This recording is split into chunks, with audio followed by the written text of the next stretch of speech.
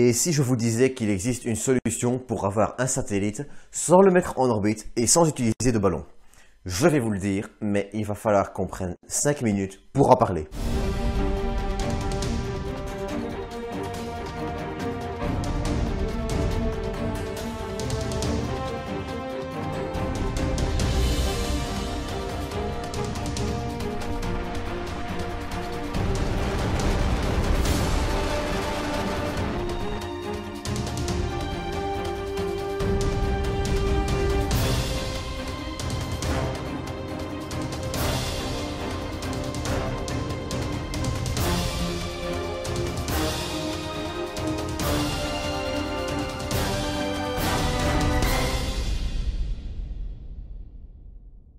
Et pour ce 5 minutes pour parler, on va parler de Zephyr. Zephyr, donc, est un projet développé par Airbus qui vise à proposer une alternative aux satellites utilisés traditionnellement pour la communication, l'internet et la surveillance. Zephyr, donc, serait un hybride entre un drone et un satellite qui pèserait à peu près une centaine de kilos pour une envergure de 20 mètres et une charge utile d'environ 20 kilos. Propulsé par des moteurs électriques, il devrait être capable de rester à plus de 18 km, évitant ainsi les mauvaises conditions météorologiques, pendant plusieurs mois sans devoir redescendre sur Terre. Zephyr est un projet développé par Airbus dans le cadre de leur programme High Altitude Pseudo Satellite, abrégé HAPS.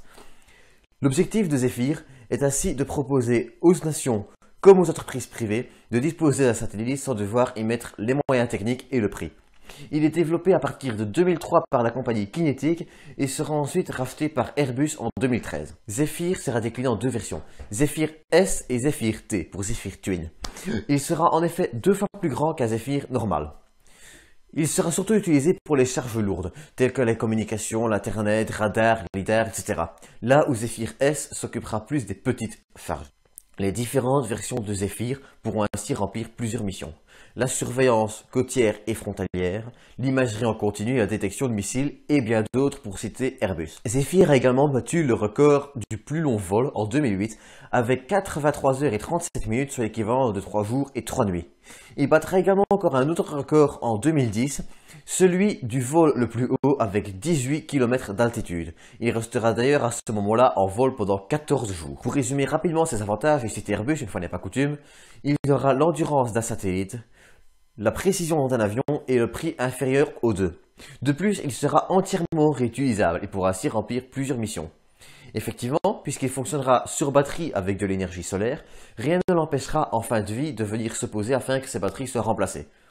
Alors certes, il y aura une maintenance derrière, mais ça restera toujours moins cher que de mettre un satellite en orbite.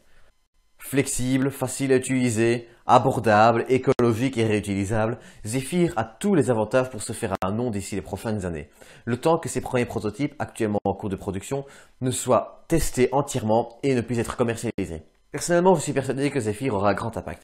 Déjà parce que le projet est innovant et que même si Zephyr en lui-même n'est pas un projet qui va percer, il permettra, j'en suis sûr, d'ouvrir la voie à une foule d'applications qu'on n'envisage pas encore maintenant. Et c'est sur cela qu'on va clôturer ce 5 minutes pour parler.